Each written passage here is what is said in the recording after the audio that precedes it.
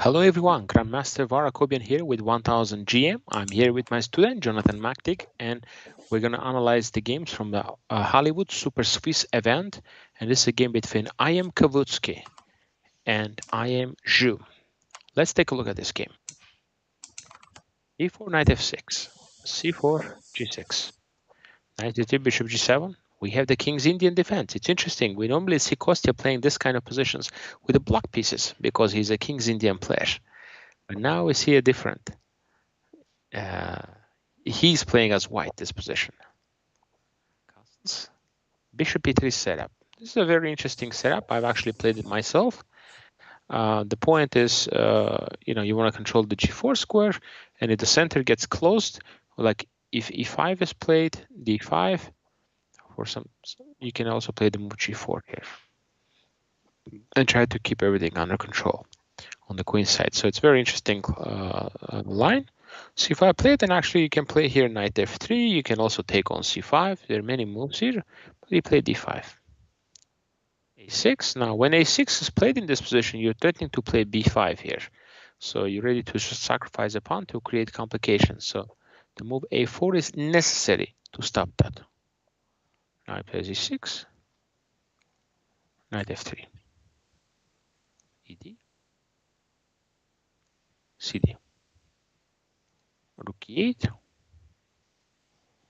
Now attacking the pawn. So the pawn needs to be protected. You have an option to play knight d2, which you played in the game, but bishop d3 seems like it's a little bit better option to control, and then castle. You want to get that safety of the king. When you're under attack, the king is still in the middle, you got to get the pieces out and quickly castle to make sure you don't get stuck. But he played here. And now black has a very interesting sacrifice. Knight takes e4. Knight takes e4, f5. Now the problem is if you move the knight anywhere, you're going to run into the move f4, and your bishop cannot move because you're pinned. So you're going to end up just losing the piece. So he plays bishop e2. He says, you know what, you can have my bishop. By the way, if you're thinking you can just play bishop g5 to get away with it, it's actually a big mistake because he just takes it. You cannot take back, you're still pinned. So bishop e2 takes, knight c4. Now, white is down a pawn here, but the knight is very strong on c4, putting pressure on d6 here, and it's not easy for black to develop his pieces. Even though black is up a pawn, white can try to also attack with h4, h5 later on. So bishop f8 is played. Bishop f8 played, and now queen b3 would have been an interesting move, activating the queen and putting pressure here. But he played h4. This is kind of a attacking move. I don't know if it's the best move, but let's say knight d7, bishop g5. Now attacking the queen, queen c7, queen d2.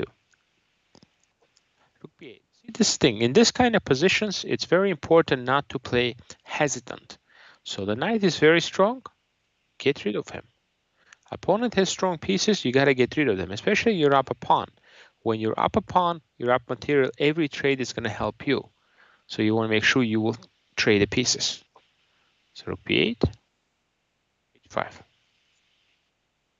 b5, knight a5. Trying to get the knight to c6, but black plays knight e5, activating the knight.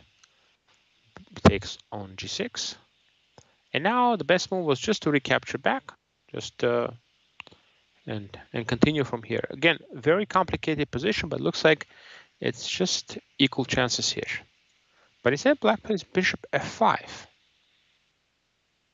mean, there's no good reason to allow rook takes h7 with a tempo. So I don't know if it was just an oversight or something, but now rook takes.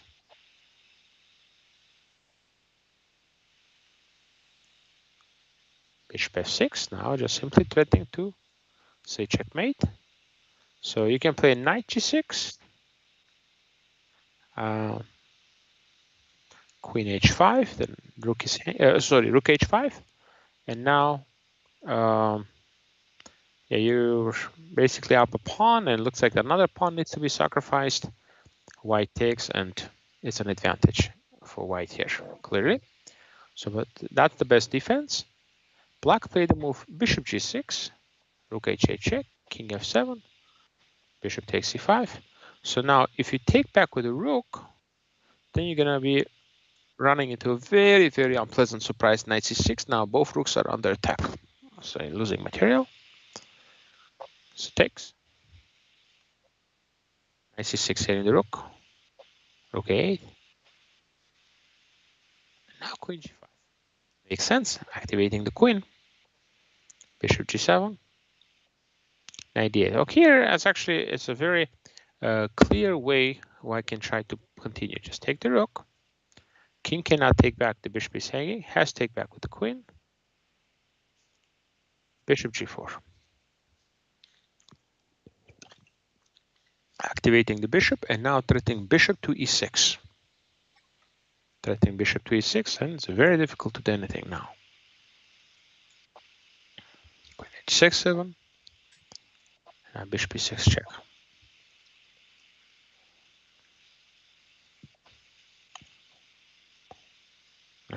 And queen g5.